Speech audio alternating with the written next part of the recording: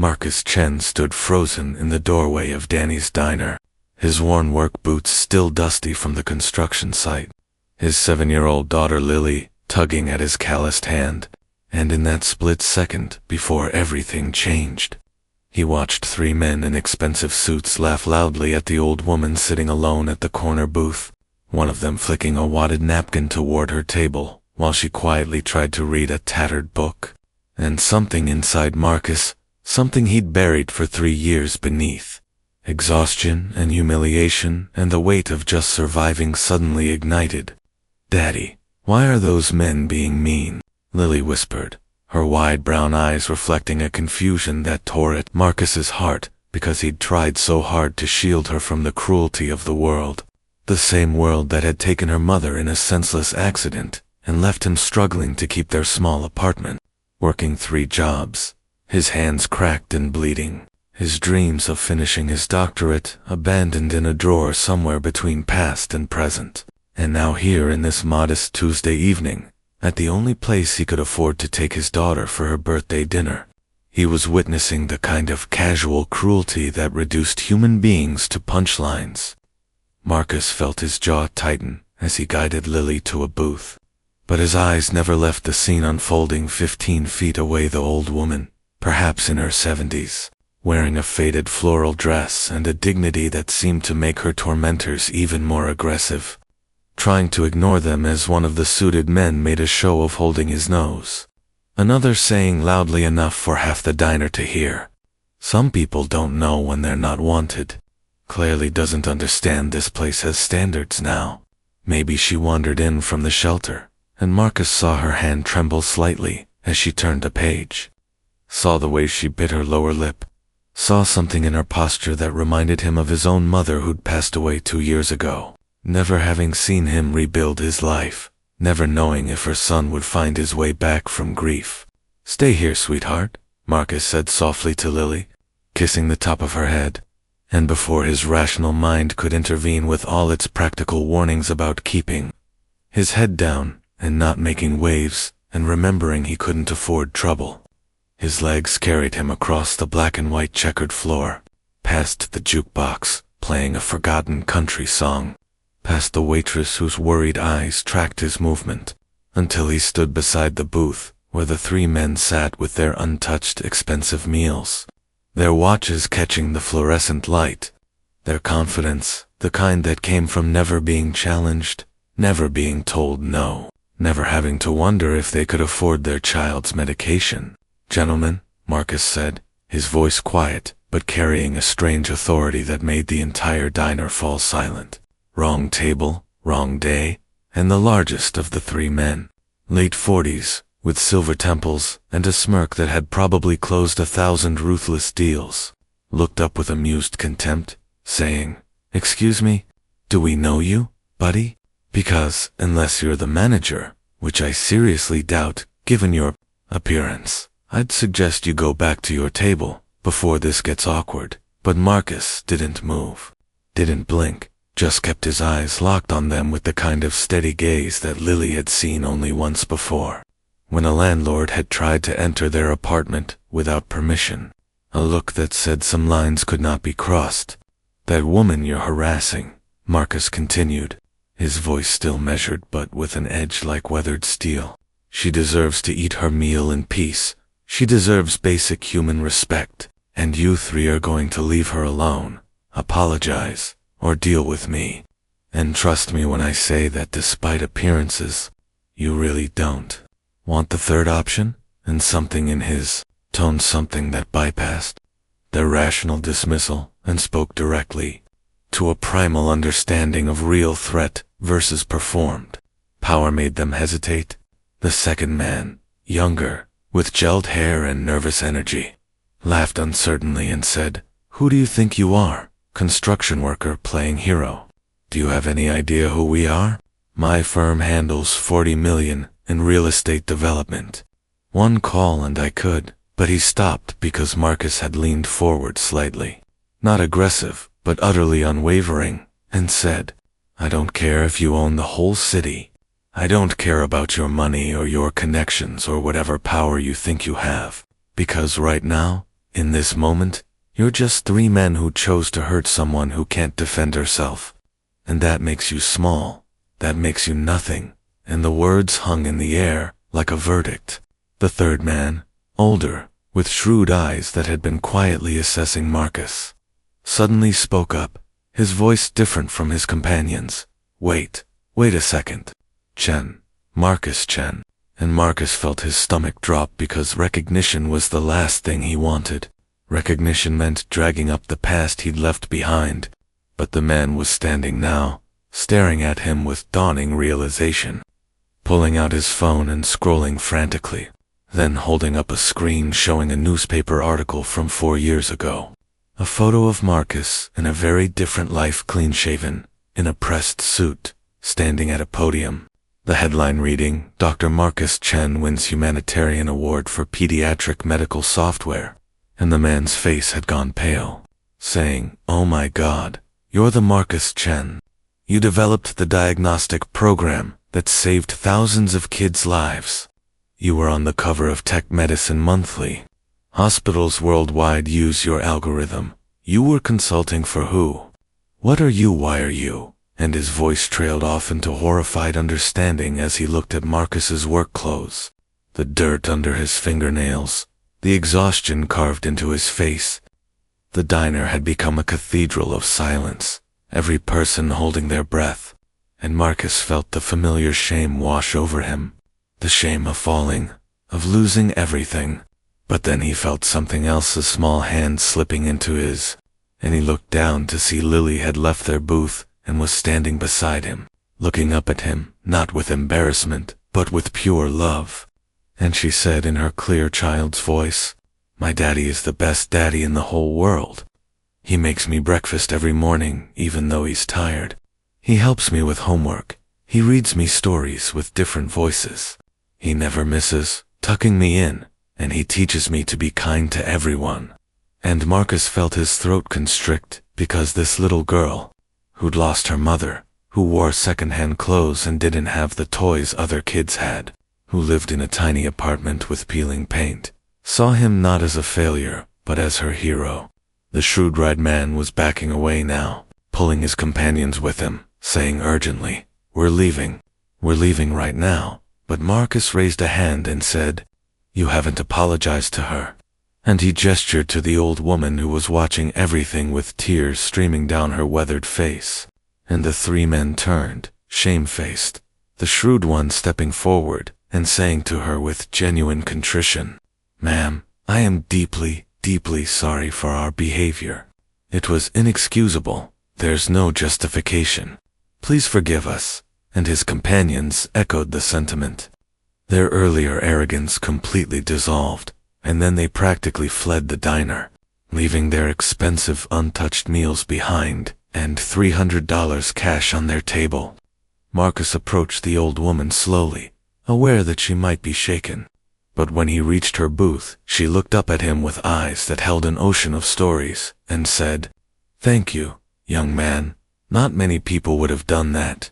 And Marcus replied, "It was the right thing to do, nothing more." But she reached out and took his hand with surprising strength and said, "Sit with me a moment, please. Let me tell you something." And when he and Lily slid into the booth across from her, she continued, "I'm Margaret, and 40 years ago I was that person in the fancy suit. I was successful, I had money, I had status, and I was cruel sometimes, casually cruel, like those men, because I thought success gave me that right. And then life happened. Lost my husband, my health failed, my savings disappeared to medical bills, my children moved away and forgot to call aunt. I learned that we're all just one tragedy away from being on the other side of contempt, and the only thing that truly matters is how we treat each other when nobody's watching, when there's nothing to gain, when kindness costs us something." And she squeezed Marcus's hand, adding, "You paid a price tonight, revealing yourself, opening old wounds. But you taught these people, including me, something important. You reminded us what real strength looks like." The waitress, a middle-aged woman named Cheryl, who'd worked at Danny's for 20 years, approached their booth, carrying the 3 abandoned meals from the businessman's table, and said, "These are paid for and untouched. Seems a shame to waste them. Margaret, I know you love the pot roast, and you too look like you could use a proper meal." And when Marcus started to protest, she held up her hand and smiled, saying, "It's already done, honey, and between you and me, I've been wanting to kick those jerks out for 30 minutes. You did what I couldn't, so let me do this." And she winked at Lily, adding, "And I believe someone ordered birthday pancakes with extra whipped cream." And Lily's face lit up with such pure joy that Marcus felt his carefully constructed emotional walls begin to crack. As they ate together, this unlikely trio of broken and beautiful people, sharing a meal in a worn-down diner, Marcus found himself talking for the first time in years about the before, about developing medical software with his wife Rachel, who'd been the business brain while he was the technical genius, about the success that had come so fast they barely had time to process it, about the car accident on a rainy Tuesday that took Rachel while she was driving to pick up Lily from kindergarten, about the lawsuit from a competitor that froze their assets during the endless probate, about choosing to let everything go rather than put Lily through years of court battles, about the conscious decision to step away from the spotlight and just focus on being present for his daughter, about the construction jobs and late-night custodial work and weekend deliveries that kept them housed and fed, about the loneliness and the doubt and the nights wondering if he'd made the right choice. And Margaret listened with the kind of attention that felt like absolution, occasionally squeezing his hand or smiling at Lily. And when he finished, she said something that changed everything. "Marcus, you didn't fall from success to failure. You evolved from achievement to purpose. Because that little girl has something no algorithm or award could ever give her: a father who chose her above everything, who showed her through action that people matter more than prestige. And that's a gift beyond measure." Something shifted in Marcus's chest, like a locked door suddenly opening to let in light, and he realized he'd been carrying shame for 3 years over a choice that was actually the most honorable thing he'd ever done. That loving his daughter with his whole life wasn't failure, but the truest success he could ever achieve. And the tears that had been building finally spilled over, quiet and cleansing, while Lily leaned against his shoulder, and Margaret smiled with the hard-won wisdom of someone who'd learned life's real lessons through suffering. As the evening wound down and they prepared to leave, Marcus noticed an elderly gentleman had been sitting at the counter, watching everything. And now he approached their booth with slow, deliberate steps, introducing himself as Daniel, the owner of Danny's Diner, a Korean War veteran with kind eyes and gnarled hands. And he said to Marcus, "Son, I heard what that fellow said about your medical work, and I've been thinking, my grandson, Tommy, he's 17, brilliant kid, wants to go into medical technology, but he's struggling with programming. Can't afford the fancy tutors, and I wonder if maybe, just maybe, you might have a couple hours a week to mentor him. I can't pay much, but I can offer you and your daughter free meals here, 3 nights a week, good home cooking, and it'd mean the world to us." And Marcus felt Lily squeeze his hand excitedly, while his mind raced, because this wasn't charity. This was exchange. This was community. This was the beginning of something new. "I'd be honored," Marcus said, his voice thick with emotion. "But I want to propose something bigger. What if we start a program? Right here, free coding and STEM tutoring for kids who can't afford it. We use the back room on weekends. I'll teach what I know. Maybe we find other volunteers. Maybe we help kids who feel like the world has shut them out." And Daniel's eyes lit up like Christmas morning, saying, "Yes, yes, that's exactly the kind of thing this neighborhood needs. We'll make it work. I'll donate the space.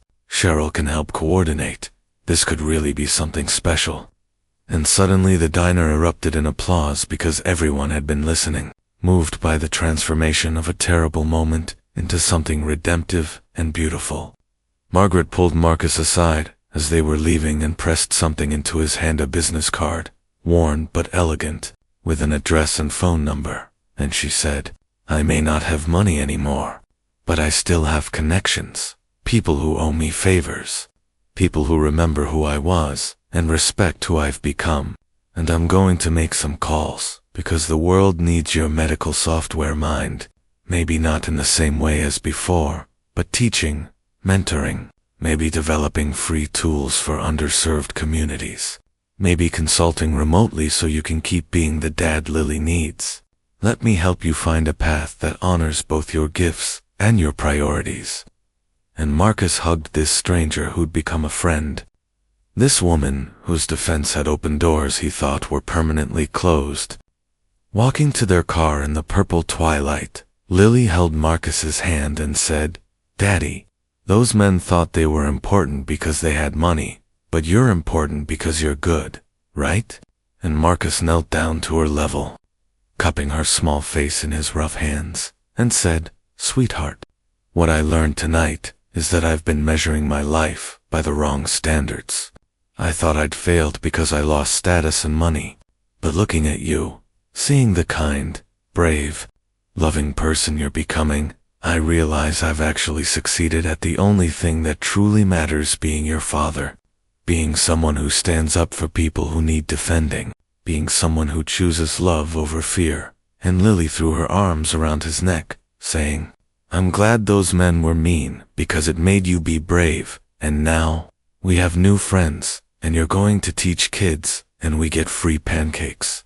And her innocent wisdom made him laugh through his tears, because children see the world with such clarity, such focus on what's real rather than what's performed. 6 months later, Marcus stood in the back room of Danny's diner, now transformed into the Chen Community Learning Center, watching 23 kids from the neighborhood hunched over donated laptops, learning coding basics, their faces glowing with concentration and possibility. And Lily was there too, not just as his daughter, but as a volunteer helper, teaching the younger kids basic computer skills with patient enthusiasm. And Margaret was there coordinating schedules and mentoring the girls in the program. And Daniel was there making sure everyone had snacks and encouragement. And Cheryl had organized a donation drive that brought in equipment and supplies. And the local community college had reached out about Marcus teaching a night class.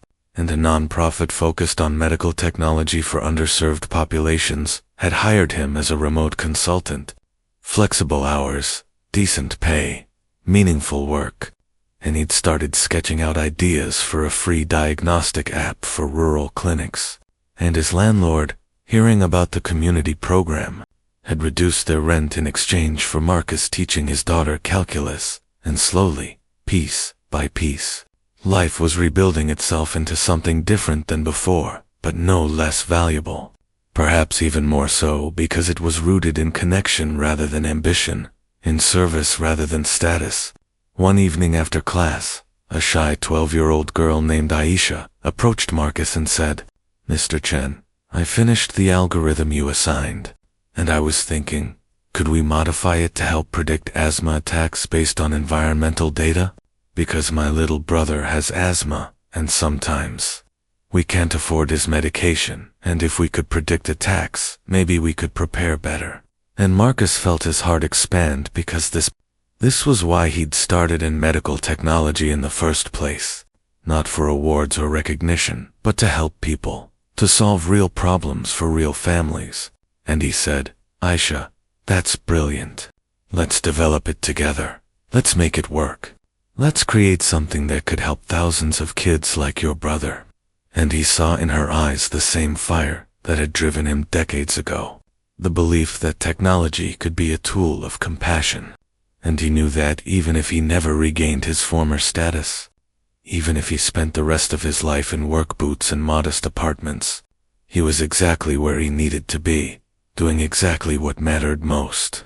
On Lily's 8th birthday, they returned to Danny's diner for a celebration, and Margaret was there wearing a new dress that Cheryl and some of the other regulars had bought her. And Daniel had made a special cake, and all the kids from the learning center showed up with handmade cards, and the local newspaper sent a reporter who'd heard about the program and wanted to do a story. And as Marcus looked around at this community that had formed from a single moment of choosing courage over comfort, of defending a stranger when it would have been easier to look away, he understood that identity wasn't about titles or achievements or how the world labeled you, but about who you chose to be when everything was stripped away, about whether you used your gifts to build bridges or walls, about whether you let hardship make you bitter or better. And he had was choosing every day to be someone his daughter could be proud of, someone who met cruelty with courage and met brokenness with hope, someone who understood that the wrong table and the wrong day could become exactly the right moment to stand up and be counted.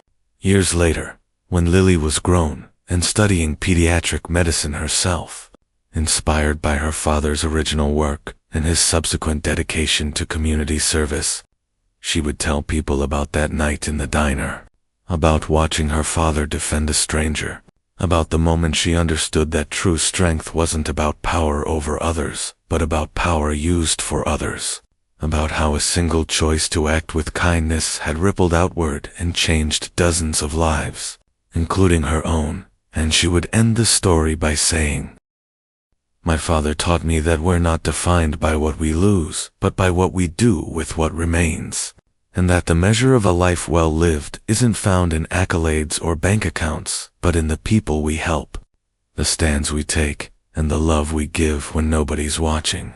And those words, carrying Marcus's legacy forward, would inspire others to look for their own wrong tables and wrong days, their own moments to choose courage, their own opportunities to discover that defending others is ultimately how we defend our own humanity, our own capacity for goodness in a world that desperately needs more people willing to stand up and say, "Not here, not today, not while I'm watching," because in the end, we're all just Margaret in her faded floral dress, hoping that someone will see our dignity when the world sees only our struggles.